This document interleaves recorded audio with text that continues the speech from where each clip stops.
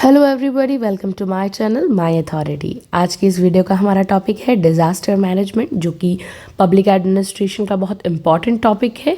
और social and welfare के बाद हम डिज़ास्टर मैनेजमेंट को एक अलग तरीके से स्टडी करते हैं। क्या है डिज़ास्टर मैनेजमेंट? ये ज्योग्राफी का भी टॉपिक है और पब्लिक एडमिनिस्ट्रेशन में भी बहुत इंपॉर्टेंट है। तो स्टार्ट करते हैं। Disaster management holds a crucial position in the policy framework of any nation। किसी भी नेशन के लिए, लाइक इंडिया भी क्यों ना हो, डिज़ास्टर मैनेजमेंट की जो पॉलिसी है ये किस तरह से डिज़ास्टर से बचा जाए, तो वो सब कंट्रीज़ अपनी अपनी अलग अलग पॉलिसी बनाती है, क्योंकि डिज़ास्टर का कोई भरोसा नहीं। नेचुरल डिज़ास्टर तो कभी भी आ सकते हैं। इफेक्टिव और मैनमेड भी। Effective disaster management involves a comprehensive strategy. अगर हमें डिज़ास्टर को इफेक्टिवली मैनेज करना है तो हमें बहुत ही शानदार, कॉम्प्रिहेंसिव और बड़े तौर पर एक स्ट्रैटेजी चाहिए। इनकम्पासिंग इंस्टीट्यूशनल मैकेनिज्म, हर चीज़ इंस्टीट्यूशन की अलग अलग तरीके से मैकेनिज्म, डिज़ास्टर प्रिवेंशन और कैसे हम डिज़ास्टर को प्रिवेंट कर सकते हैं। अर्ली वार्निंग हमारे पास होनी चाहिए, हमें पहले ही पता चल जाना चाहिए इस जगह पर, इस प्लेस पर खतरा है, और सिस्टम्स होने चाहिए ऐसे हमारे पास। मिटिगेशन मेजर्स, ताकि हम मेजरमेंट कर सकें, हमें पता चल सके। प्रिपेयर्डनेस होनी चाहिए, हम तैयारी के साथ रहें। रिस्पॉन्स एफर्ट्स, कि हम अगर डिज़ास्टर आ गया है तो हम उसको कितनी क्विकली रिस्पॉन्स करते हैं, कितने एफर्ट्स के साथ। एंड कैपेसिटी बिल्डिंग क्या है, इनिशिएटिव्स लेने चाहिए। ठीक है। It ensures that communities are better equipped to respond to recover from disasters। Communities के पास बहुत ही ज़्यादा अच्छे रिस्पॉन्स और रिकवर होने के तरीके होने चाहिए, इक्विपमेंट होनी चाहिए, and minimizing their impact on human lifes. और इस तरह से कि वो जो कि कोई भी तरीका अपनाए उससे ह्यूमन लाइफ पर इफेक्ट ना पड़े, और इंफ्रास्ट्रक्चर किसी भी तरीके से जो डिज़ास्टर है वो ह्यूमन का इंफ्रास्ट्रक्चर ख़राब ना करे। इस तरह से उनके पास इक्विपमेंट होने चाहिए और ह्यूमन लाइफ पे इम्पैक्ट ना पड़े। बहुत कम से कम ऐसा हमारे पास पॉलिसीज़ होनी चाहिए, फ्रेमवर्क होना चाहिए। तो देखते हैं व्हाट इज़ डिज़ास्टर। डिज़ास्टर क्या है? तो a disaster is a sudden and surveyor disruption. Surveyor का मतलब होता है यहाँ पे बहुत ही गंभीर, मतलब कहते हैं ना खतरनाक वाला, गंभीर। डिस्ट्रप्शंस होता है that ओवरवेल्म्स the functioning of a community और सोसाइटी। सब चीज़ें वो जो है ना वो गंभीर रूप से खराब करने में रहता है। Causing significant loss of life, जिससे जीवन और ज़मीन और रिसोर्सेज, संसाधन का बहुत लॉस होता है। Disaster can arise from natural और ह्यूमन मेड कॉजेज़। डिज़ास्टर कैसे भी आ सकता है, वो नेचुरल भी हो सकता है और ह्यूमन मेड भी हो सकता है। एंड बढ़ता जाता है the capacity of the affected region to cope with them using its existing resource. और सभी रिसोर्सेज को ख़त्म करने की ओर वो डिज़ास्टर जो है बढ़ता ही जाता है। तो disaster is very dangerous guys, no matter वो मैन मेड है या ह्यूमन मेड या नेचुरल। ओके, एग्जाम्पल इंक्लूड देखते हैं natural disasters such as earthquake, भूकंप, फ्लड्स, बाढ़ जो आती है, साइक्लोन्स एंड ड्रॉट, जो अकाल पड़ता है वो, सूखा। Human induced disasters like industrial accidents, कोई बड़ी इंडस्ट्रीज़ का एक्सीडेंट्स जैसे होते रहते हैं, और न्यूक्लियर लीक्स होते रहते हैं, केमिकल स्पिल्स, ये सब बहुत ह्यूमन मेड, ये भी बहुत ख़तरनाक है। फिर disaster situation in India due to its diverse geo climatic, क्योंकि अब इंडिया का जब हम मैप देखते हैं तो इंडिया बहुत ही डाइवर्स है। कहीं पर इसके माउंटेन्स वाली रेंज है, कहीं पर कोस्टल लाइंस है, कहीं पर डेजर्ट एरिया है, और कहीं पर बीच में प्लेन है। तो बहुत ही डाइवर्स लोकेशन है। कुछ फिक्स नहीं है इंडिया का कि सिर्फ प्लेन ही है तो प्लेन नहीं, बहुत अलग अलग तरीके से इंडिया की जियो क्लाइमेटिक कंडीशंस है और अलग अलग क्लाइमेट है। नॉर्थ में इंडिया में बहुत ज़्यादा बारिश होती है तो वेस्ट में बिल्कुल भी बारिश नहीं है, ईस्ट में बहुत ज़्यादा बारिश है, और ऐसे करके पूरी अलग कंडीशन है। तो is highly susceptible to natural disaster, तो खतरा उतना ही बना रहता है। The country faces a wide range of hazards including earthquake. अब कंट्री हर बार एक अलग तरीके का हैज़र्ड्स और एक तरह से कह सकते हैं हम बहुत गंभीर डिज़ास्टर सहन करती है। ठीक है। एंड लाइक इंक्लूडिंग अर्थक्वेक, भूकंप आते रहते हैं, जो हम नॉर्थ की बात कर रहे हैं, और नॉर्थ एंड ईस्ट में तो हमेशा भूकंप आते रहते हैं। फ्लड्स, और जो बिहार का प्लेन एरिया है, वेट अ मिनट, ये दिस एरिया ऑलवेज यहाँ पर बाढ़ की सिचुएशन, बिकॉज गंगा रिवर यहाँ से फ्लो होती है, तो यहाँ एलुवियल सॉइल के कारण और ऊपर से नेपाल वगैरह के वजह से हमेशा जो है ना फ्लड्स का सिचुएशन बनी रहती है। Bihar mainly the area affected है, ड्रॉट सूखा पड़ा रहता है। राजस्थान के कुछ इलाके इधर से जैसलमेर साइड हमेशा अकाल की सिचुएशन रहती है। एंड साइक्लोन्स, हमेशा चक्रवात, ये ईस्टर्न कोस्टल एरिया में साइक्लोन्स आते हैं। सम की फैक्ट देखते हैं। अर्थक्वेक क्या होता है? Approximately 50% of India's land area falls in seismic zones. जहाँ पर सेस्मिक जोन्स वो होती है 3, 4 और 5, जहाँ पे सबसे ज़्यादा भूकंप का एरिया बना रहता है। Making it vulnerable to moderate to severe earthquakes. यहाँ पे खतरनाक गंभीर अर्थक्वेक आते हैं, ठीक है। फ्लड्स क्या होती है? बाढ़। Near by 40 million hectares of land, about 12%, मतलब टोटल इंडिया का एरिया का 12% एरिया, ये प्लेन एरिया है, तो ये इंडिया के ऑल एरिया, जितना भी एरिया है उसका 12% एरिया में फ्लड्स आती रहती है। The total land area and the prone to flood annually, हर साल आती है, ठीक है। Droughts, erratic monsoons. ड्रॉट क्या होता है? जहाँ पे मानसून्स बहुत कम है एंड इनएडिक्वेट अमाउंट में, जहाँ पे एकदम बहुत कम हो रही है बारिश, वहाँ पे ड्रॉट होते हैं। इरिगेशंस, मतलब इरिगेशन होती है, एंड जहाँ सिंचाई नहीं होती वहाँ सिंचाई से काम चलाना पड़ता है।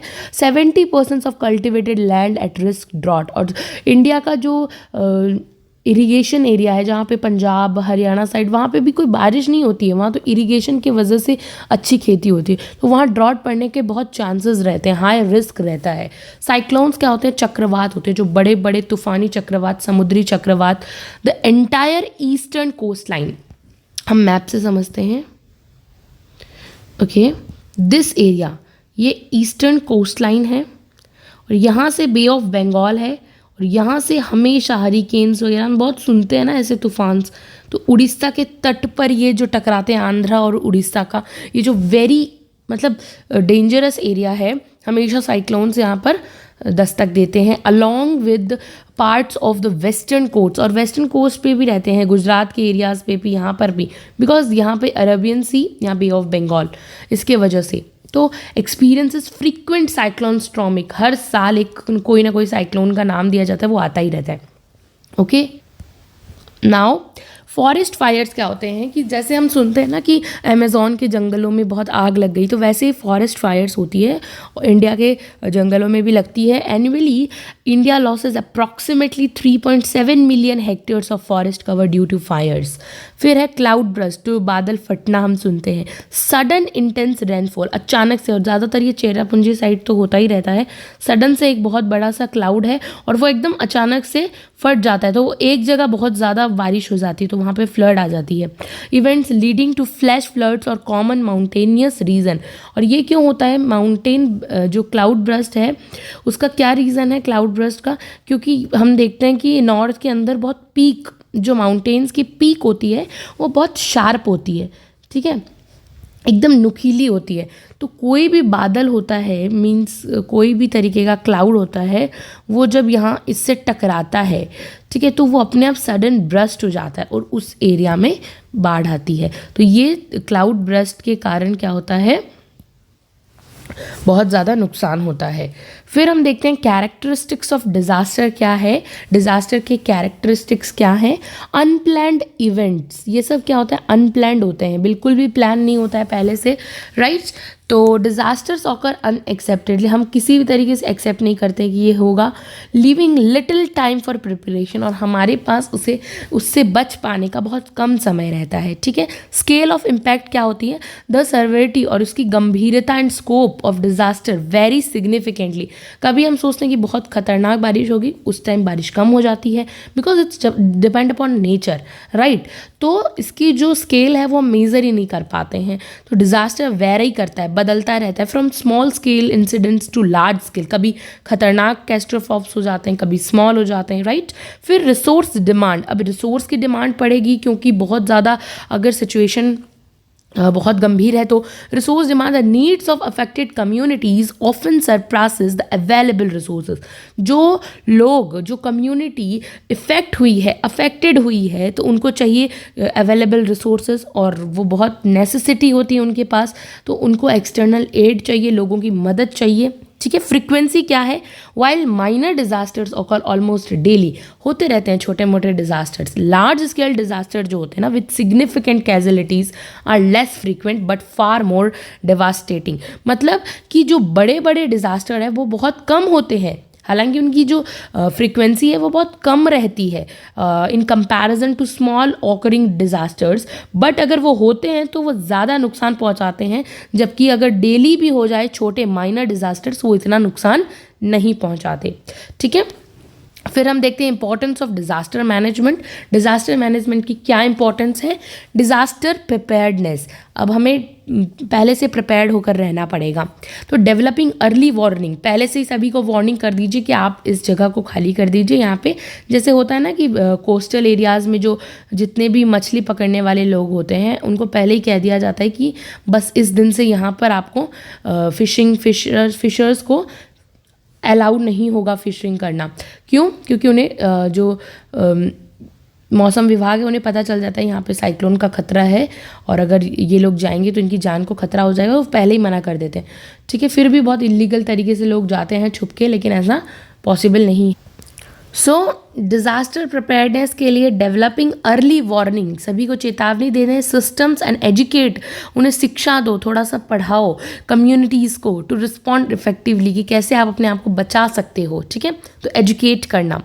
रिस्क मिटिगेशन, अब जोखिम देखकर तैयार करना कि implementing structural and non structural functions और मेजर्स टू रिड्यूस वल्नरेबिलिटी, खतरनाक गंभीर सिचुएशंस को हमें अगर ठीक करना है तो इम्प्लीमेंट करना पड़ेगा स्ट्रक्चरल और नॉन स्ट्रक्चरल।